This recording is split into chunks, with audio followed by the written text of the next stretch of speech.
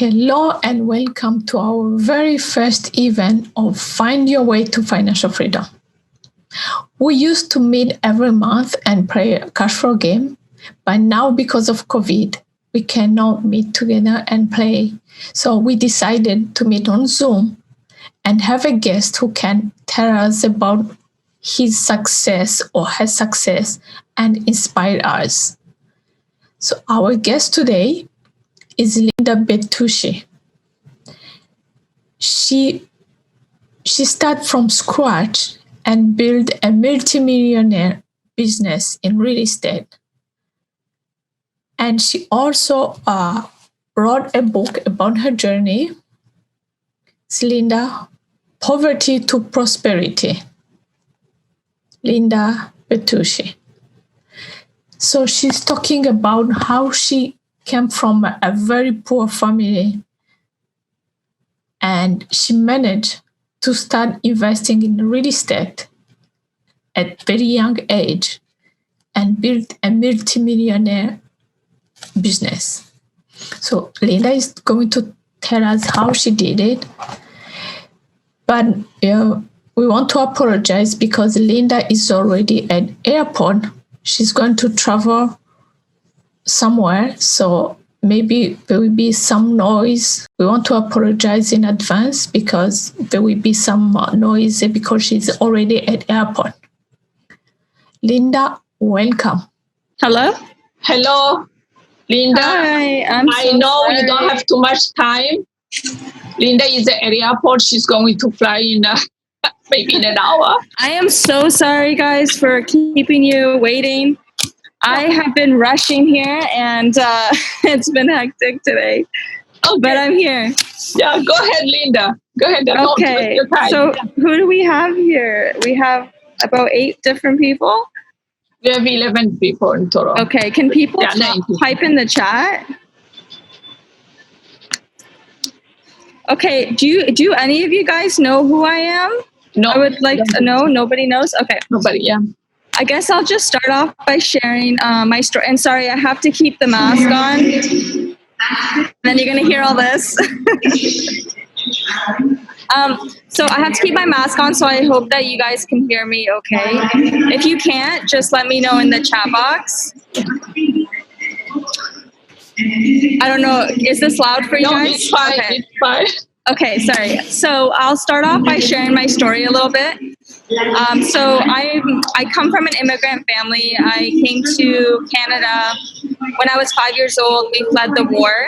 For those of you that don't know my story, and I'm assuming that's all of you guys, since you guys don't know who I am. So we fled the war when I was 5 years old.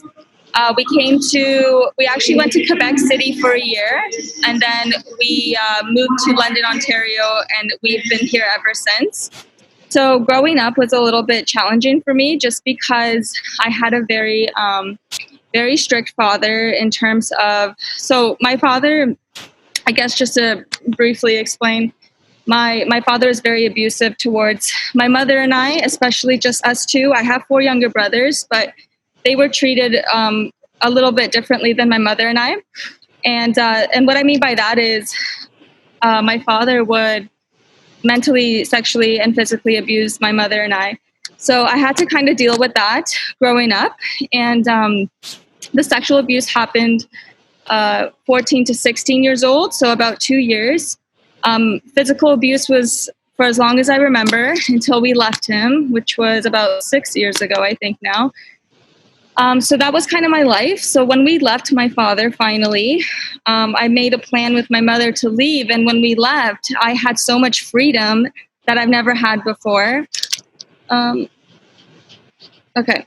So I've had so much freedom that I've never had before. So what I did was I went downhill. So instead of growing from it and being a better person, I started doing drugs. I started drinking very young, and I started getting addicted to drinking. So I would have been considered an alcoholic at the time because I went to AA meetings and I had to kind of deal with all of that. And I think it all came from hurt that I had to deal with at that time, and that's how I dealt with it. So I think around 19 years old is when I started to I met this person. So he was in real estate and he was just getting started in real estate, but I had no idea what it was. So I guess I'm going to start off by talking about how I got into real estate. I was in school for nursing at that time. So I was around 19 years old now. I went to college for nursing. I finished my first year. I was going into my second year.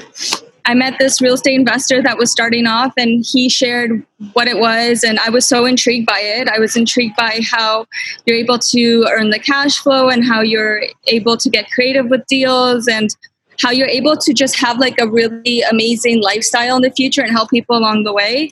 So I was very intrigued by it because I had huge goals set for myself, but a 9-to-5 wouldn't have helped me get there. So I think I have always just dreamed of having these certain things in my life and having this vision, but I never actually thought I would get there. So when I met this guy, and mind you, I was very, very negative before this. I was really rude to people. I put myself down a lot. My father put me down like all my life. So that's all I kind of knew. And I just never thought I could accomplish anything. So when I met him, he was very motivational and he uplifted me and he said, anything is really possible and you can do whatever you put your mind to. So, oh, you became a nurse. That's awesome. So I then started to not focus so much on nursing. I started to actually look at properties in my lectures. I just went on realtor.ca and just started looking at properties. I was not focused so much on nursing anymore. And nursing was more, I was able to see myself do that for about 5 to 10 years max, nothing more than that. So I decided to pursue real estate because I was so interested in it. And so I went to a bunch of network marketing events, and everyone was amazing. Everyone was so motivational, so uplifting, telling me that I can do whatever and teaching me about real estate, teaching me how to get creative in real estate. And it was just so amazing to hear. And it was a whole different environment I never knew existed. So I left nursing, I dropped out, and I told myself I'm going to go all in into real estate and just learn as much as I can. At that time, I was working 3 jobs, so I saved about $5,000 total, $5,000 and something. I found this guy, Nav, that's his name, Flipping for Profit. He had a course for $5,000 to mentor me, mentor anyone really, whoever was interested. And at that time, I didn't know many people that were coaching, so I was like all in. I was like, okay, here's my money. Here's $5,000. Let's do this. And I did it. I've learned a lot. He taught me a lot on how to get creative, how to limit using my own money, how to leverage, how to find private deals, how to find foreclosure deals, and etc. So I think around this time I was 20 years old. So 21 years old, I bought my first property with none of my own money. I actually made money on it. And I'll explain that in a second. It was more of a cashback deal. So yeah, and then 21 years old, that year, I bought 2 properties in a creative way. So the other one was a vendor take-back deal. And I can explain. So at the end of my story, I guess we can hop into questions if you guys have any. But so the second one was a vendor take-back deal. Second year in real estate, I went crazy and I bought 6 properties because I was so passionate. I was like, let's do this. I know how to do it. Let's go. So I bought 6 more properties. So I had a total of 8 properties in only 2 years. And this was the power of leverage. I just was educated on how I can leverage, and I took advantage of leveraging other people. So I did a lot of vendor takebacks. I did a lot of partnerships like money lending and stuff like that. And I was able to grow really quickly. So 3rd year, I went rogue again, and I bought like 7 different properties again. And I just kept climbing up. I kept on building my portfolio that way by getting creative. I want to say just last year, I started to purchase apartment buildings because I don't know if you guys have any single families at all, but if you do, you might know that single family homes just don't make sense. It does not cash flow that much, and it just does not make sense. And I realized that later on. And I heard so many of these big guys say, oh, single family homes don't make sense. You only are cash flowing $200-$300. And then if something goes wrong, like there goes your cash flow. It's not like it's a good investment because you'll make that return and your tenants are paying down the mortgage. But if you want like a lot of money out of it, or I guess a higher return on investment or higher cash flow, it's not the greatest. So they always say, go bigger, go bigger, go bigger. And I think that's when my fear came in. I was really scared to go bigger because I didn't know anything about it. And I didn't know how to purchase these apartment buildings. Like I thought you'd need so much money. But little did I know it's actually a lot easier. Well, it's easier in my eyes, but I'm sure like somebody looking in it might not be that easy. It does get complicated, but I learned along the way. And that's the thing too, with every single deal that you do, you just learn along the way, and you take maybe some failures that and then you implement it into your next deal. But so how I grew so quickly with apartment buildings, right now I'm actually heading to Saskatoon to look at a 31 unit. But so last year I purchased a 24 unit building, and then I purchased a 50 unit trailer park community, and both of those were very creative. So I was able to limit my down payment on both of those, which was amazing. Like I just keep leveraging, but this time the value of those properties are higher. I'm able to increase the value a lot higher. I'm able to get a higher cash flow. So it's just a lot more of a safer investment, in my opinion. And so, yeah, that's basically it. And I'm just growing from there. I rarely have any single family homes now. I think my smallest is a 10-plex in London. Actually, I have a triplex too, which I'm getting rid of because, again, they just don't really make sense to me. So what I actually do to get the capital is I either refinance from those properties or I sell them and take the capital and invest it into these larger deals. So that's everything in a nutshell. Thank you so much. You guys all learned something, but let me know, guys, if you have any questions, or even if you want to just go on the mic and talk, that would be great too. Yeah, can you go into details how you get the financing for the first one, like for somebody who's studying? First property ever, or first building? Yeah. Oh, first property. The first property. I made money on that. I can briefly explain. So that's a cashback deal. They're hard to find, and it's borderline fraud in a way. But beating around the bush, it's not really. But what happened was, I purchased the property and I had a side agreement with the seller since I was giving him exactly what he wanted. I had a side agreement with the seller that he was going to give me $20,000 back. To $20,000 back on closing day. So yes, I did need money to close the property, but I got more money after closing. And you can only do that if it's appraised at a certain value. And also, you have to also have the purchase price a little bit higher so that person's able to give you that cash back. And it has to be a side agreement, because if the bank saw that in the offer, they'd be like, because like they're lending more money for it. But initially, he's actually giving me $20,000 back for the property.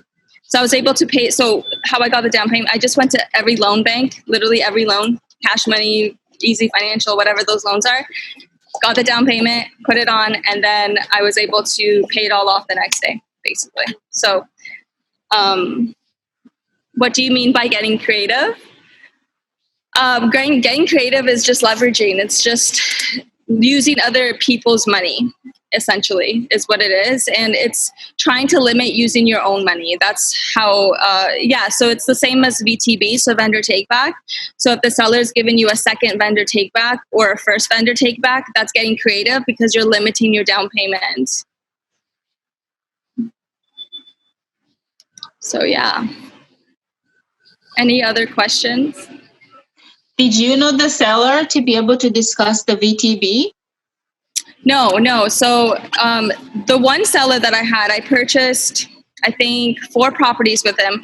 He prefers a vendor take back deal. So that's his strategy. So he told me this is actually how I was introduced to vendor take back. So he he said, okay, I'm going to give you a first mortgage because I don't have a mortgage on here. I'm going to give you a first mortgage for more than what I bought it for. So he's making money there for 5 years at this interest rate, which was the bank's interest rate at 2%. So that's how we initially created that deal together, or put that deal together. After the 5 years, I either sold a property, which is what I did, but you can also refinance into another mortgage and pay him out and then have that another mortgage in place. So he introduced me to that because that was his strategy. So then what I did for the second VTB that I did with the same guy with 4 other different properties, he had no idea what a vendor take back was. So I had to educate him, and I had to let him know that this is what I do and this is how it's done, and it's completely safe to you and to me. If anything, it actually is more safe on the seller than it is for us, because if we default, they can take back the whole property, and we would lose everything basically. So it's more safer for them, but it's a win-win situation because you don't have to go to a bank and try and get a loan because they're already kind of giving you the loan, if that makes sense. Mm-hmm. Yeah. Any other questions, guys? How do you find? Oh, go ahead. Go ahead. So you said that, at the beginning, you said you spent $5,000 for somebody to teach you. Was that worth it? Like, is it worth it to spend the money on on getting the knowledge and learning all that you need to know? Like, I think it is. It's worth it. But you have to do your research. So he was the first person that came in my life that I knew was coaching in real estate. So if I were to go back and do things over again, because I learned a lot from him, but I feel like if I waited a little bit longer, I could have learned a little bit more from other people that I now follow. So what I would recommend is doing research on several different people and then sticking with 1 or 2 people and learn from them and take their course. But 100%, you have to invest in your knowledge and in yourself. It's just like going to college or university. You give them $10,000 for a year to learn a certain course. This is just different. It's entrepreneurial. It's real estate. You're just giving this person that has a lot of knowledge in this subject, and you're giving them the money to teach you everything that they know. So it's really the same thing, and it does really help in terms of just gaining that knowledge to actually implement it into whatever you want to do. So totally, definitely worth it. When did you become financial free?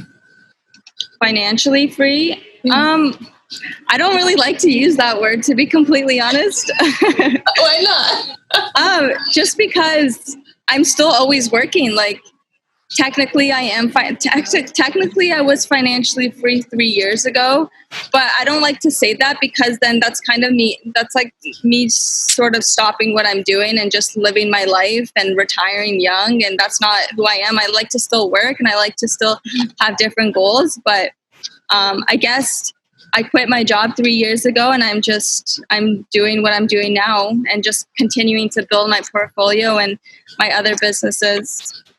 Yeah. The difference is you don't have to go to work because you need a paycheck. You're doing what you do because you love it. Yeah. And it's different. It doesn't feel like work. Yeah. Yeah, it's not work. Yeah, that's the difference. Yeah. Yeah. Perfect. So, and what is your day routine? My morning routine, or my whole day? Well, it's different every day. Mm-hmm. It's different every day because I have several e-commerce businesses. So one day I'll work on my one e-commerce and another day I'll work on just real estate. But I guess a typical day, I would wake up pretty early, so 6 a.m.-ish. And I take about an hour to listen to my audiobook, just so I can get in the right mindset. I review my daily goals and what I have to get done. And then I'll go to the gym usually because I want to get that out of the way and it's important to stay active. And then after that, I will just sit down on my computer and start working and answer emails and stuff. And then I do gratitude journals before I go to the gym as well. So that's in the morning. And then I just get into emails and then I get into what I need to do in terms of real estate. So if it's a deal like this one that I'm about to head to, if it's a deal like this, I have to communicate with lawyers. I have to communicate with appraisals, to book appointments, to be there at the same time as me. And I just have to organize all of that. So it really depends. Every day is different in terms of work, but I guess my morning routine is pretty much the same. How about your evening? Evening, I work until about 12 p.m., 1 a.m.-ish. And that's just, I'm ending the day with really just finishing my goals for the next day, or finishing up emails, or looking at properties on realtor.ca, or just kind of overviewing everything, like in terms of financials with all my businesses, because I look at that every single day and track everything. So that's kind of how my evening goes. Thank you, Linda, for your story. Sorry about my English. I'm trying to improve it. Oh, that's okay. So, I can hear you perfectly. Congratulations to your success. Thank you. I just want to know, how can you advise as immigrants? You came here, you get here over 35 or 40 years ago. 20 years ago for me. Yeah, but for me, for you, 30. I'm over 40. So someone who is over 40 and she has or he has a job, permanent job, but doesn't pay well, and he needs or she needs to be successfully in life. And she doesn't have 5,000 to invest for. What kind of advice is? I know you're younger than us, but it's okay. It's a lot of knowledge. So it's perfectly fine, because I didn't have a family that had money either. I had to work for everything that I have, and and my family is an immigrant here too. So I think what I would recommend for you. Sorry if that's loud. What I recommend for you is. So whatever job you're working at right now, I would recommend saving as much as you can if you do want to get into real estate for the down payment. But at the same time, educate yourself as much as possible too, because if you educate yourself on certain areas, like how to get creative in a deal, you can minimize your down payment. So you don't have to necessarily save as much. So I have a video on YouTube. I don't know if you guys want to follow me. I'll put my Instagram here. But I also have a video on YouTube on how I explain if I were broke, how I would do things. So I think that video will really help you. So definitely check that out. But what I would do is just save a portion of my paycheck every single month, put it aside, and then maybe for like a whole year, you should have kind of enough, hopefully. But again, if you educate yourself enough, then you're able to get creative with these deals, because there's some deals where I put only $3,000 down, and that was the condo. So there's many different ways on how you leverage people, and then also you can leverage money partners. So if you don't have money, but you're knowledgeable, and this is where if you want to learn as much as possible about real estate and you are knowledgeable, you can go to these networking events and say, hey, I have this property that I'm looking at, and you can just meet these money partners. They're everywhere. So you can kind of show them the property, break down the numbers and how it would make sense and what the return would be for them. And they might potentially get in partnerships with you, just money partnerships where they give you the money and you do all the work and you give them a return. So there's many different ways. If you don't have the money necessarily, you can partner up with someone else that has money. It's just you have to build a network. So that's why I recommend always, because I think before the pandemic hit, I went to Toronto all the time and I networked all the time. I went to events all the time because I needed to meet certain people to see if we can maybe get into a business opportunity together. And you have to also remember, you don't want to ever do things yourself. How you grow fast, like you can grow pretty quickly yourself, but how you can grow even faster is by partnering up with people. So did that kind of answer your question a little bit? Yeah, but I'm still wonder how young people like you, people trusted you and gave you money tests. People trusted me because I knew what I was talking about. Okay. I was very confident. I knew what I was doing. I knew my numbers. I knew the ins and outs of the certain property I'm presenting, if it's for a partner. I know my stuff in real estate, but that all came from knowledge. So that's why I'm saying knowledge is so key.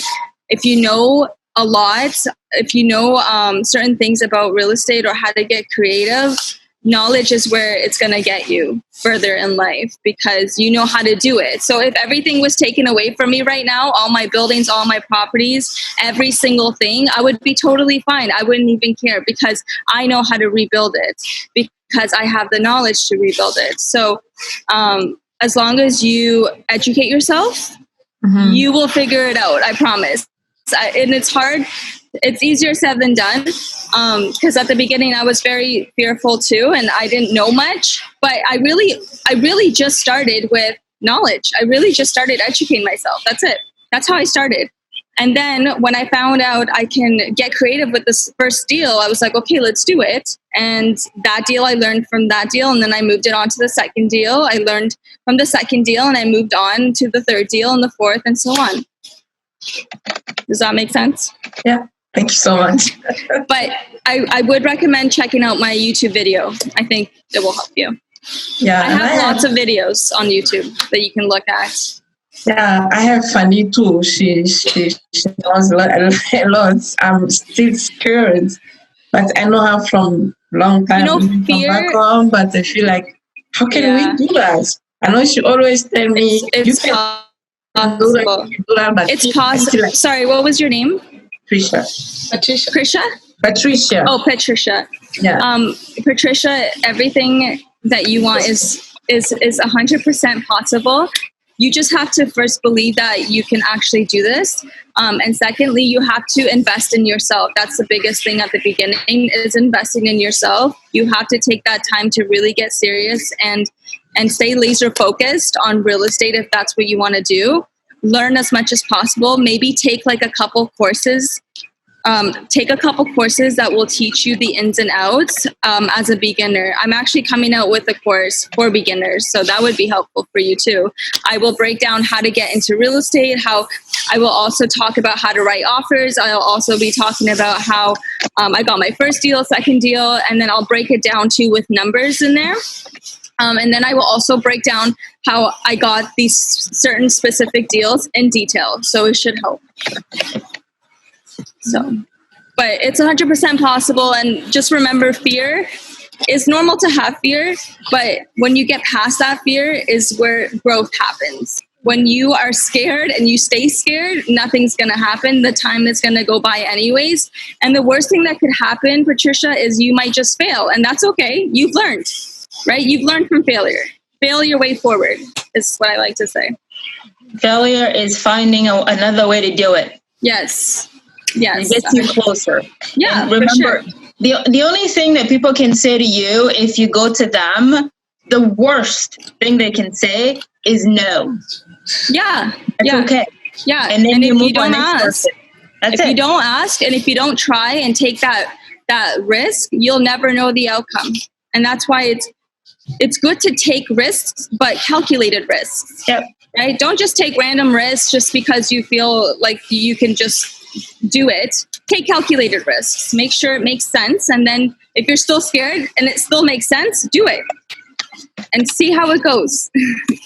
It's okay. If you fail, you learn. And that's the only thing that could really happen. Right? So yeah, I hope that maybe cleared a few things up for you, Patricia, but my videos should really help you. Just check them out. It's helped quite a few people from what they say. So, yeah. Yeah, Linda, I have a few questions in the chat. Okay, let's read here. What type of e-commerce business are you involved in? So, I have a waist training company. So, what we do is we sell waist trainers online. And one of my other companies, what we like to do is we purchase small to medium-sized businesses that are not doing very well in e-commerce, and then we like to scale them up with the knowledge that we have. So that's what I did with the one e-commerce business that I currently have. And excuse me. And then I have an Amazon business as well that gives me passive income. How much do you earn per year and monthly? It's okay. I actually love to share numbers just because it motivates people. So I have to look at my financials, but in real estate alone, I earn about 100,000 a month. And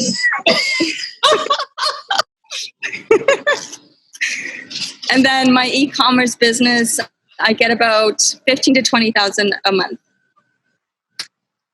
And then I have other things that generate me income, such as stocks and stuff like that. But to give you an example of the e-commerce and real estate, that's how much it is a month. So why we need to look for other people? You can lend us money and we will pay you back after 6 months. Yes. No, I actually, I do lend money sometimes, but it has to make sense. And Fanny, you can lend us money. We pay you back after 6 months. Yes, but it has to make sense. Make sure you know what you're doing. Exactly. You have to find the deal first. Yes, find the deal, break down the numbers. What's your exit strategy? All that stuff. That's when I would be comfortable to lend. And then I'd have to obviously put sort of like a lien on the property too, just in case anything happened. But yeah, I only do second mortgages. I don't do first, not yet, at least. Mm-hmm. So would you be willing, for example, if we found a deal, would you be able to sit down and sort of kind of go through it and break it down? Yeah, so that's usually what I do with my students. So I do one-on-one coaching, and when they find a deal, I help them break everything down.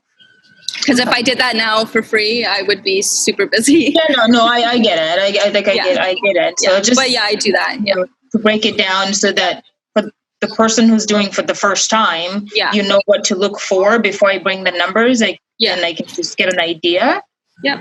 I do that with my students. I'm coaching just about 5 right now. I can't really take on too much more, but that's exactly what I do. I teach them on how to write the offer in detail. So I go through the offer with them.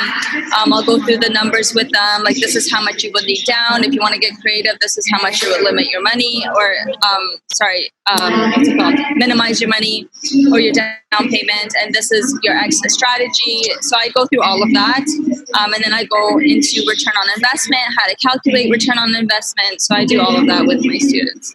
And how much is it? What's that? Like, how much do you charge to do that? Oh, I charge 500. I charge 500 a week. Yeah. Okay. And it's for an hour session a week, and then unlimited email access to me if you have any questions.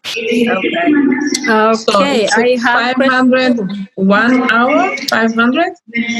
1 hour. Yeah, basically it's 500 for 1 hour for the week, but you have unlimited access to emails. So if you have any questions throughout the week, you can ask as many as you want through email. Oh, I don't catch it very well. If you say 500 a week, it means 1 hour every day? No, sorry, it's just 1 hour for the week. One-on-one. So one-on-one with her would be 1 hour with her to ask her the questions. But if you have other questions throughout that week, you can email her and ask her. So what would happen? Yeah. So for the week, I would schedule a day for 1 hour with you, and we would talk about what you want to learn more about. So if it's breaking down the numbers, we'll spend the whole hour just breaking down the numbers. And then throughout the week, if you have more questions, you can email me. For how many weeks?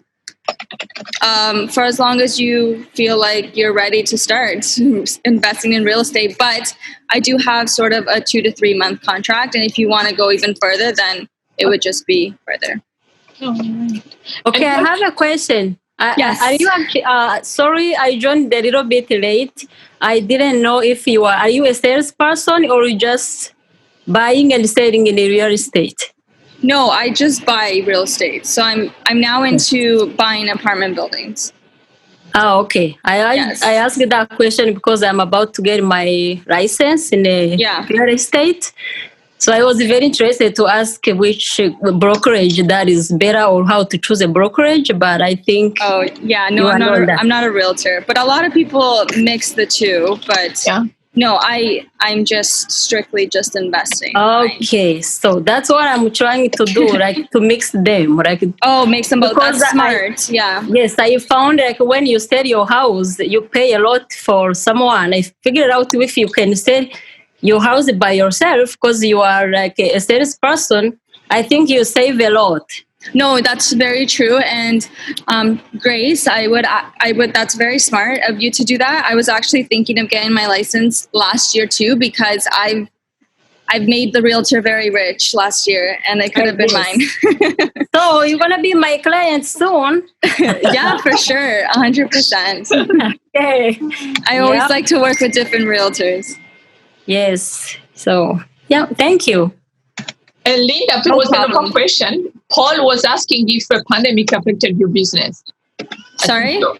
There's another question. I think it was Paul. He said, was asking if the pandemic affected your business. Oh, do I offer coaching for e-commerce? No, he said, did the pandemic affect your business? Oh, did the pandemic affect my... No, actually, the pandemic blessed my business. I'm grateful for it. But so for the e-commerce side of things, my sales actually skyrocketed, and I was very stressed out because it was way too many.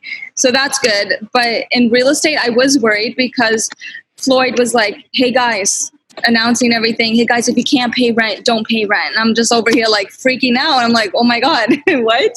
So I was very worried of the first month of March that nobody was going to pay rent, or just like half or less than half. But 95% of people did pay rent. So I was very shocked. And I think that's because the government is giving funds out to people to help them out. So I'm very fortunate and lucky enough that the pandemic really didn't affect any of my businesses.